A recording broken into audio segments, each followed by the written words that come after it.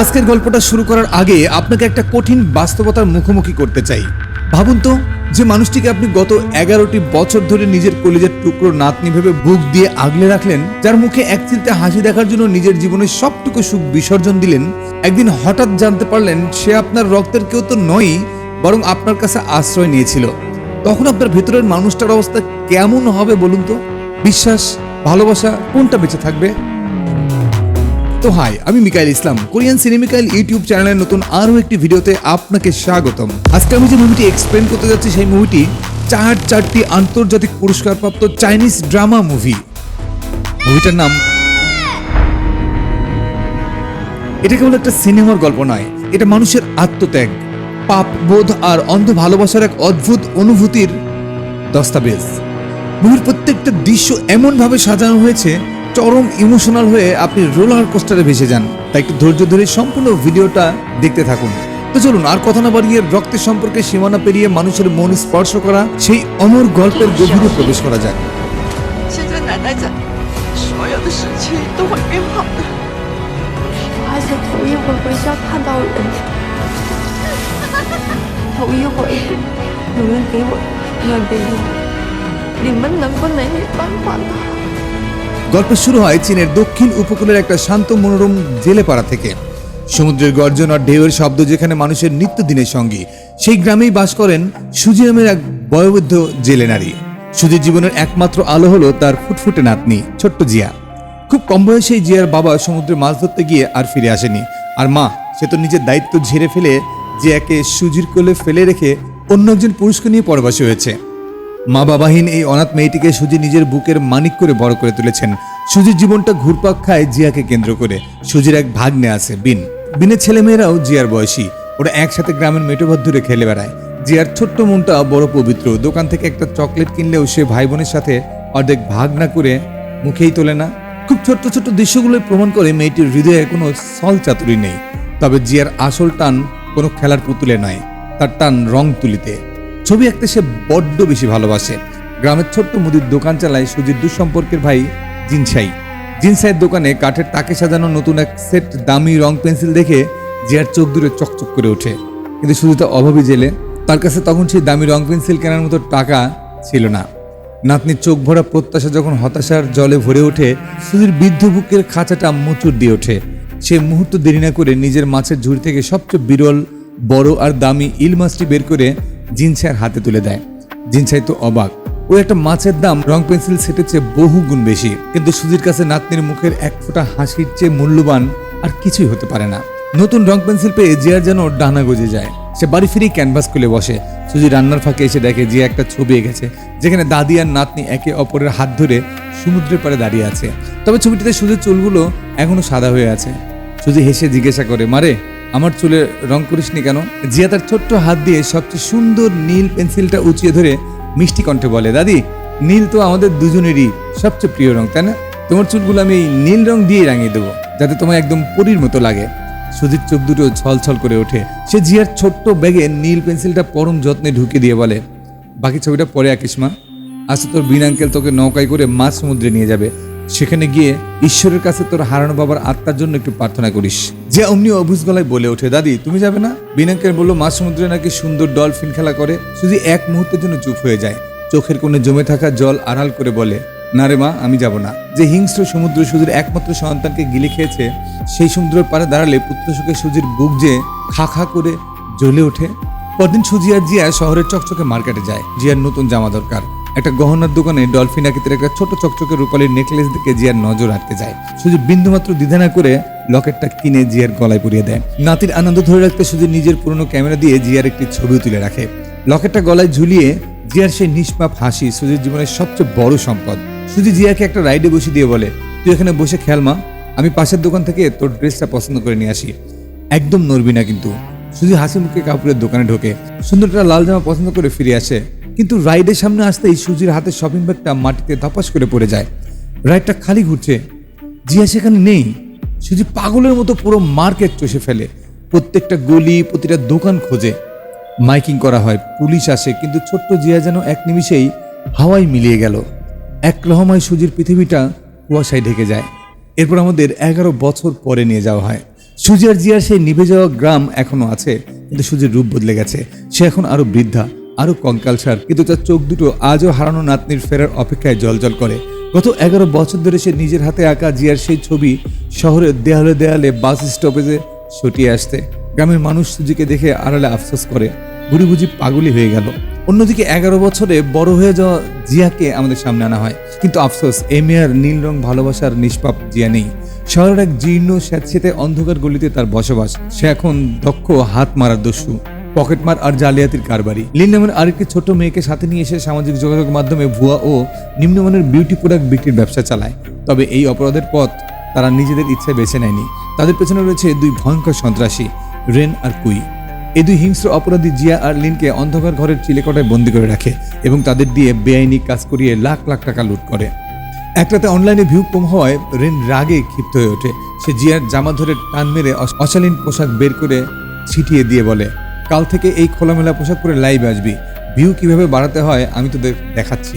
জিয়া প্রতিবাদ করে ওঠে, আমি এই নোংরা কাজ কখনো করব না। রেন হিংস্র হেসে নিজের ফোন বের করে, সেখানে জিয়ার কিছু গোপন ও আপত্তিকর ছবি তোলা রয়েছে। সে জিয়ার গালে ঠাস করে একটা চর বসে দিয়ে বলে, কাজ না করলে কালই এই উলঙ্গ ছবিগুলো ইন্টারনেটে ভাইরাল করে দেবো, তোকে সমাজে মুখ দেখানোর যোগ্য করে রাখবো না। বেরনার কুই দরজার বাড়ি থেকে তালা মেরে চলে যায়। অন্ধকারে ধুলো মাখা মেঝেতে পড়ে জিয়া ফুফিয়ে কাঁদতে থাকে। অপরাধের এই নরক থেকে বের হওয়ার কোনো রাস্তাই তার জানা নেই। ঠিক সেই মুহূর্তে অন্য দিশে দেখা যায় বৃদ্ধা সুজি নিজের ছোট ঘরের প্রদীপের সামনে এক মনে হাত জোর করে ঈশ্বরের কাছে প্রার্থনা করছে, হে দয়াময়, আমার জিয়াকে যেখানেই রাখো ভালো রাখো, আর তার যেন কোনো অনিষ্ট না হয়। এক পাশে প্রার্থনা, অন্য পাশে নরক যন্ত্রণা। কি এক অদ্ভুত বৈপরীত্য। জিয়া সিদ্ধান্ত নেয় আর নয়, এই নরক থেকে সে পালাবেই, তার যাই ঘটুক না কেন। সেদিন মাঝরাতে লিন ওদের গোপন ব্যাংক অ্যাকাউন্ট থেকে সব জমানো টাকা তুলে আনে। সন্ত্রাসে ধরা পড়ার ভয়ে নিজেদের সব কালো টাকা লিনের অ্যাকাউন্টে জমা রাখতো। রাত যখন নিঝুম, তখন জানালার গাদ দিয়ে জিয়া ও লিন পাইপ বেয়ে নিচে নামার চেষ্টা করে। জিয়া নিরাপদে মাটিতে নামলেও লিন উপর থেকে নিচে পড়ে গিয়ে তার ডান পা ভেঙে ফেলে। যন্ত্রণায় চিৎকার করে ওঠে লিন। শব্দের চোটে উপর থেকে কুই আর রেন পিস্তল হাতে নিচে ছুটে আসে। কুই চিৎকার করে ওঠে, লিনের পা ভাঙা, সে দৌড়াতে পারছে না। জিয়া এক মুহূর্ত ভাবে, তারপর টাকার ভারী ব্যাগটা লিনের কাছে খড়ের গাদায় লুকিয়ে দিয়ে ফিসফিস করে বলে, লিন তুই এখানে লুকিয়ে থাক, আমি ওদের অন্য রাস্তায় নিয়ে যাচ্ছি।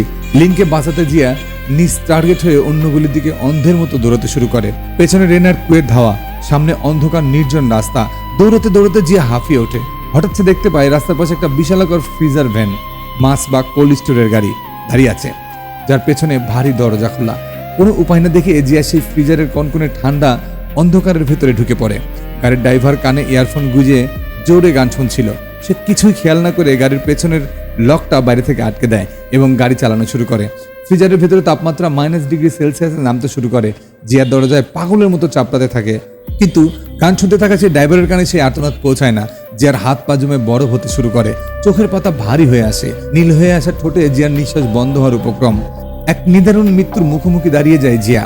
পরদিন সকালে গন্তব্যে পৌঁছে ফ্রিজের পেছনের দরজা খুলতেই ড্রাইভারের চোখ চড়ক গাছ। ভেতরে বরফের মধ্যে জমে অচেতন হয়ে পড়ে আছে এক যুবতী।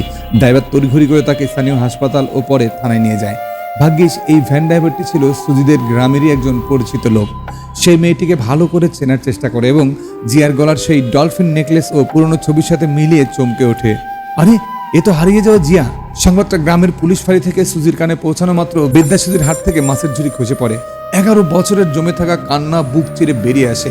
লাঠি ঠুকতে ঠুকতে সুজি থানার দিকে দৌড়ায়। থানার বেঞ্চে শুয়ে থাকা মেয়েটার সামনে গিয়ে সুজি থমকে দাঁড়ায়। কাপা কাপা হাতে সে মেয়েটির গলার সেই পুরনো রূপালী ডলফিনের লকেটটা স্পর্শ করে। হ্যাঁ, এই তো সেই লকেট, এই তো তার জিয়া। সুজি মেয়েটাকে বুকে জড়িয়ে ধরে হু হু করে কেঁদে ওঠে। জিয়া কেঁদে ফেলে এবং সুজিকে জড়িয়ে ধরে। 11 বছর পর নাতনি ফিরে পাওয়ার আনন্দে সুজির শুকনো মুখে যেন নতুন জীবন ফিরে আসে। ঘরে ফিরে শুরু হয় এক নতুন জীবনের গল্প। কিন্তু এই জিয়ার ভেতরে লুকিয়ে আছে অনেক গোপন কায়দা। সুজি যখন আদরে মাথা হাতরে জিজ্ঞাসা করে, মারে সেদিন মার্কেটে কি হয়েছিল, কিভাবে হারিয়ে গেলি? জিয়া চোখ নিচু করে একটা বানানো গল্প শোনায়। সে বলে, দাদি, সেদিন মার্কেট থেকে আমার মা আমাকে চুরি করে নিয়ে গেছিল, কিন্তু কিছুদিন পরই মা এক ভয়াবহ গাড়ি দুর্ঘটনায় মারা যায়। তারপর আমার সৎ বাবা লিসেন আমাকে দত্তক নেয়। সে খুব খারাপ লোক ছিল দাদি, সে আমাকে দিয়ে চুরি করাতো, মারধর করাতো। সুজি চোখের জল মুছে দিয়ে জিজ্ঞাসা করে, তুই আমার কাছে ফিরে এলি না কেন? জিয়া মিথ্যা সাজিয়ে বলে, লিসেন আমাকে বলেছিল তুমি নাকি বহু বছর আগে মারা গেছো। সুজি কান্নায় ভেঙে পড়ে, নাতনিকে বুকে টেনে নেয়, কিন্তু সুজি টের পায় না এই করুণ কাহিনীর আড়ালে জিয়া কত বড় একটা রহস্য গোপন করে গেল। নাতনি ফেরার আনন্দে সুজি পুরো গ্রামবাসীকে ডেকে বিনের রেস্টুরেন্টে এক বিশাল ভোজের আয়োজন করে। গ্রামের মানুষ সুজির মুখে এতদিন পর হাসি দেখে আনন্দিত হয়। রাতে সুজি যখন জিয়ার জন্য গরম জল নিয়ে আসে, তখন জিয়ার পোশাকের ফাঁক দিয়ে তার কাঁধের দিকে সুজির চোখ যায়। সেখানে পোড়া ও ধারালো কোনো বস্তুর এক ভয়াবহ গভীর ক্ষত চিহ্ন। সুজি চমকে উঠে জিজ্ঞাসা করে, এটা কিসের দাগ রে জিয়া? জিয়া চট করে জামা টেনে নিয়ে এড়িয়ে যাওয়ার ভঙ্গিতে বলে, ও কিছু না দাদি, ছোটবেলায় খেলতে গিয়ে পড়ে গিয়েছিলাম। সুজি আর ঘাটে না বিষয়টা, কিন্তু তার মনে একটা অজানা খটকা থেকেই যায়। পরদিন থেকে সুজি জিয়াকে নতুন করে গড়ে তোলার চেষ্টা শুরু করে। তাকে সুন্দর সুন্দর জামা কিনে দেয়, শহরের ভালো স্কুলে ভর্তি করিয়ে দেয়। কিন্তু অপরাধ জগতে 11 বছর কাটানো জিয়া স্কুলের পরিবেশের সাথে খাপ খাওয়াতে পারে না। তার ব্যবহার হয়ে ওঠে রূঢ় ও উদ্ধত। প্রথম দিনই সহপাঠীদের সাথে বাজে ব্যবহার করায় ক্লাসের সবাই তাকে নিয়ে ফিসফিস করে হাসাহাসি করে। জিয়ার ভিতরে এক চরম একাকিত্ব জমা হতে থাকে। তাকে সামলাতে সুজি তাকে মিস্টার হুয়ান নামের এক নামকরা চিত্রশিল্পীর আর্ট ক্লাসে ভর্তি করিয়ে দেয়। সুজির আশা ছবি আঁকলে জিয়ার মন চঞ্চল হবে, কিন্তু ক্যানভাসের সামনে বসে জিয়া স্তব্ধ হয়ে যায়। যে জিয়া ছোটবেলায় তুলি ছাড়তো না, আজ তার হাত কাঁপে। সাদা ক্যানভাস সাদা হয়েই পড়ে থাকে। শিক্ষক মিস্টার হুয়ান রেগে গিয়ে বলেন, যতক্ষণ না কিছু আঁকবে বাড়ি যেতে পারবে না। সবাই চলে গেলেও জিয়া এক মনে সাদা ক্যানভাসের দিকে চেয়ে থাকে। শেষমেশ শিক্ষক ব্যর্থ হয়ে তাকে চলে যেতে বললে জিয়া চরম হতাশায় নিজের ঠোঁটের গাঢ় লাল লিপস্টিক দিয়ে ক্যানভাসের উপর আঁচড় কেটে এক ভয়ঙ্কর বিশৃঙ্খলা এঁকে দিয়ে বেরিয়ে যায়। সেই আঁচড়ে কোনো শিল্প ছিল না, ছিল কেবল তার ভেতরের গুমড়ে মরা যন্ত্রণার চিৎকার। বিপদ কখনোই একা আসে না। জিয়া আর্ট ক্লাস থেকে বের হতেই তার ভাইয়ের ফোনে একটা অচেনা নম্বর থেকে মেসেজ আসে। হোয়াটসঅ্যাপে জিয়ার সাম্প্রতিক ছবি দেখতে পেয়ে ওপাশ থেকে ভেসে আসা সেই ভয়ঙ্কর পরিচিত কণ্ঠ রেন আর কুইলিনকে ধরে ফেলেছিল এবং তার ফোন থেকেই জিয়ার নতুন ঠিকানা আর ভাইয়ের নাম্বার জোগাড় করে ফেলে। রেন ফোনেই হুঙ্কার দিয়ে ওঠে, কি ভেবেছিলি জিয়া? গ্রাম্য বুড়ির আঁচলের তলে লুকিয়ে বেঁচে যাবি? যে টাকা নিয়ে পালিয়েছিলি সেই টাকা সহ কালকের মধ্যে 1 লাখ টাকা আমার চাই, তা না হলে তোর এই স্কুলের বন্ধু আর গ্রামবাসীর কাছে তোর সেই গোপন নগ্ন ছবিগুলো ছড়িয়ে দেবো। তোকে আমরা কুকুরের মতো টেনে হিসড়ে আনবো। কথাটা শুনে জিয়ার মাথার ভেতরটা চক্কর দিয়ে ওঠে। 1 লাখ টাকা? এত টাকা সে কোথায় পাবে? একপাশে তার জীবনের কালিমা লিপ্ত অতীতের ছবি প্রকাশের ভয়, অন্যদিকে দাদির ভালোবাসা। সারা রাত জিয়ার চোখে ঘুম আসে না। বিছানায় ছটফট করতে করতে সে এক ভয়ঙ্কর সিদ্ধান্ত নেয়। মাঝখানে যখন সুজি গভীর ঘুমে আচ্ছন্ন, জিয়া চুপি চুপি দাদির কাঠের ডয়ার খুলে তার গোপন এটিএম কার্ডটা চুরি করে নেয়। রাতের অন্ধকারে সে দৌড়ে যায় গ্রামের একমাত্র এটিএম বুথে। কার্ডটা মেশিনে ঢুকে পিন নাম্বার চাই স্ক্রিন। জিয়া প্রথমে দাদির জন্মদিনের 4টি ডিজিট প্রেস করে। স্ক্রিনে ভেসে ওঠে ভুল পিন। এরপর জিয়া নিজের জন্মদিন ট্রাই করে। স্ক্রিনে ভেসে ওঠে ভুল পিন। জিয়ার কপাল ঘেমে পানি চলে আসে। শেষ চেষ্টা হিসেবে জিয়া সেই তারিখটা প্রেস করে যেদিন সে 11 বছর পর হারিয়ে গিয়ে আবার গ্রামে ফিরে এসেছিল। আর তার সাথে সাথে স্ক্রিন সবুজ হয়ে খুলে যায়। স্ক্রিনে ভেসে ওঠে অ্যাকাউন্টের ব্যালেন্স 1,02,500 টাকা। যাই স্তব্ধ হয়ে যায়। এই টাকাটা শুধু নিজের একটা মাছ বিক্রি করে পেট কেটে তিলে তিলে জমা ছিল, যাতে জিয়া বড় হয়ে শহরে পড়তে পারে। এই 1 লাখ টাকার প্রতিটা নোটে লেগে আছে এক বৃদ্ধা দাদির ঘাম আর ভালোবাসার সুবাস। জিয়া ক্যাশ উজ্জ্বল বাটনে আঙ্গুল রেখেও থেমে যায়। তার ভেতরের অপরাধী সত্তা হেরে যায় দাদির এই নিঃস্বার্থ ভালোবাসার কাছে। জিয়া টাকা না তুলেই এটিএম বুথ থেকে বেরিয়ে আসে। সে রেনকে মেসেজ পাঠিয়ে দেয়, আমি তোদের 1 টাকাও দেবো না, যা পারিস কর। পরের দিন সকালে জিয়া স্কুলে পৌঁছাতে এক নারকীয় দৃশ্যের সামনে পড়ে। নোটিশ বোর্ডের সামনে পুরো স্কুলের ছাত্রছাত্রী আর শিক্ষকরা ভিড় করে আছে। জিয়া ভিড় ঠেলে সামনে গিয়ে স্থির হয়ে যায়। দেয়ালে টানানো রয়েছে জিয়ার সেই অপমানজনক আপত্তিকর ব্যক্তিগত ছবিগুলো। রেন আর কুই রাতের আধারে এসে পুরো স্কুলে পোস্টার মেরে দিয়ে গেছে।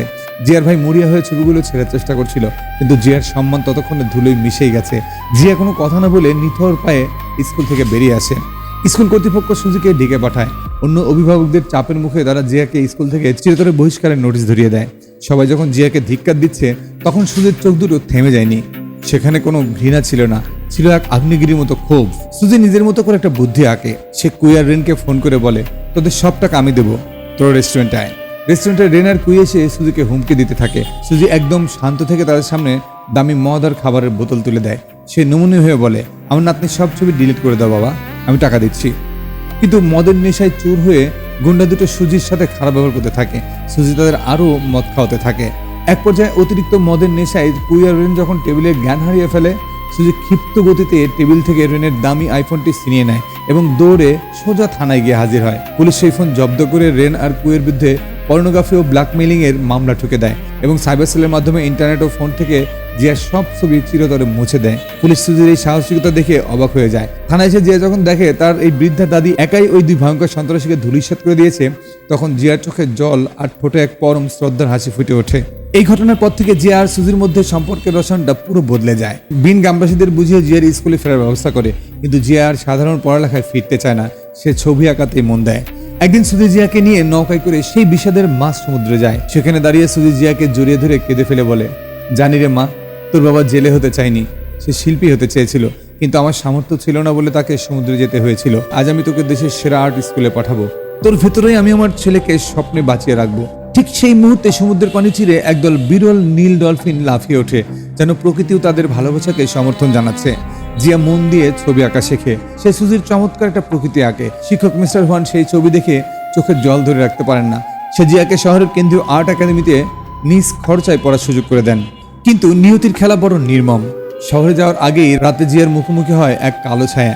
নির্জন রাস্তায় এসে তার সামনে এসে দাঁড়ায় সেই সৎ বাবা লিসেন ছিল এক কট্টর জুয়ারি। সে জিয়ার জামার কলার ধরে বলে, তুই ভেবেছিস বুড়ির কাছে এসে নাম বদলে বেঁচে যাবি? কালকের মধ্যে বুড়ির বাড়ি বিক্রির টাকা আমায় দিবি, নইলে আমি তোকে শেষ করে ফেলবো। জিয়ার কাঁধে সেই পুরো চিহ্নটা এই লিসেনের কারণে হয়েছিল। এক রাতে চুরির টাকা কম দেওয়ায় লিসেন তাকে জ্বলন্ত লোহা দিয়ে সেকা দিয়েছিল। অতীতে সেই নরক যন্ত্রণার কথা মনে পড়তেই জিয়ার মাথা যেন বিগড়ে যায়। সে রাস্তার পাশ থেকে একটা ভারী ইটের টুকরা তুলে নিয়ে লিসেনের মাথায় সজোরে আঘাত করে। লিসেন রক্তাক্ত হয়ে মাটিতে পড়ে যায়। জিয়া ভয়ে আতঙ্কে সেখান থেকে পালিয়ে আসে। বাড়িতে এসে জিয়া দেখে সুজি ঘরের চুক্তিপত্রে সই করছে। নাতনির আর্ট স্কুলের খরচের জন্য সুজি তাদের প্রত্যেক ভিটিমাটি ভাড়া দিয়ে নার্সিংহোমে গিয়ে থাকার সিদ্ধান্ত নিয়েছে।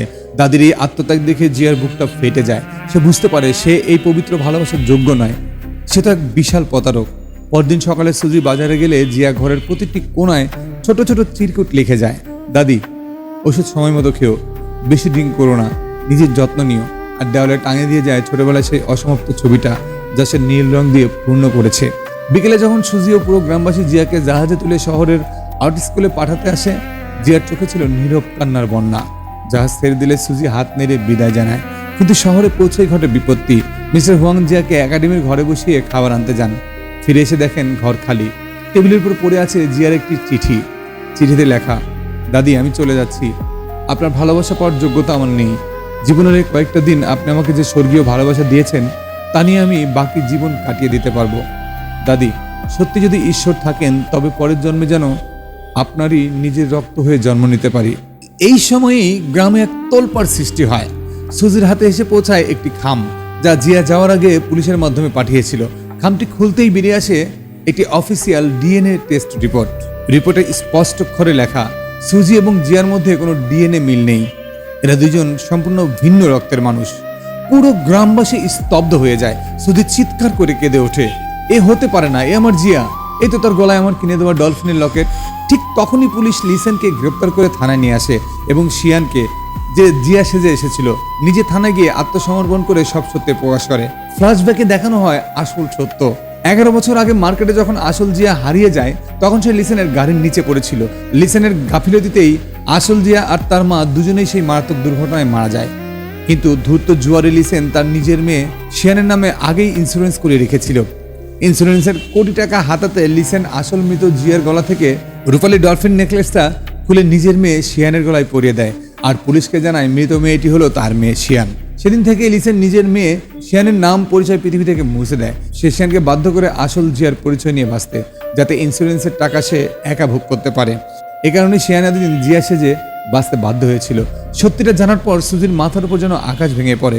সে এতদিন যাকে বুকের ভেতরে আগলে রাখলো, সে তার রক্তের নাতনি নয়, আর তার আসল নাতনি জিয়া 11 বছর আগেই পৃথিবীর মায়া ত্যাগ করে চলে গেছে। সুজি সেই ডলফিনের লকেটটা হাতে নিয়ে পাথরের মতো নিথর হয়ে বসে থাকে।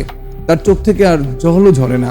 আদালতে শিয়ানের বিচার শুরু হয়। পরিচয় গোপন রাখা ও চুরির অপরাধে তার সাজা হবে নিশ্চিত। জিয়া সেজে থাকা শিয়ান আদালতে দাঁড়িয়ে বিচারককে বলে, আমাকে সর্বোচ্চ সাজা দিন হুজুর। আমি এক বৃদ্ধা মায়ের পবিত্র ভালোবাসার সাথে ছলনা করেছি। কিন্তু বিচারের দিন সবাইকে অবাক করে দিয়ে লাঠি ভর দিয়ে আদালতে হাজির হন বৃদ্ধা সুজি। সুজি বিচারকের সামনে দাঁড়িয়ে কাঁপা কাঁপা গলায় বলেন, মাননীয় বিচারক, শিয়ান কোনো অপরাধী নয়, সে পরিস্থিতির শিকার হয়েছিল। যে শয়তান বাবা তাকে নিজের পরিচয় মুছে দিতে বাধ্য করেছে, সাজা তাকে দিন। শিয়ান আমাকে কখনো ঠকায়নি। সে আমাকে একজন আসল দাদির চেয়েও বেশি ভালোবাসা দিয়েছে। সুজির এই সাক্ষী শুনে পুরো আদালত কক্ষে পিনপতন নীরবতা নেমে আসে।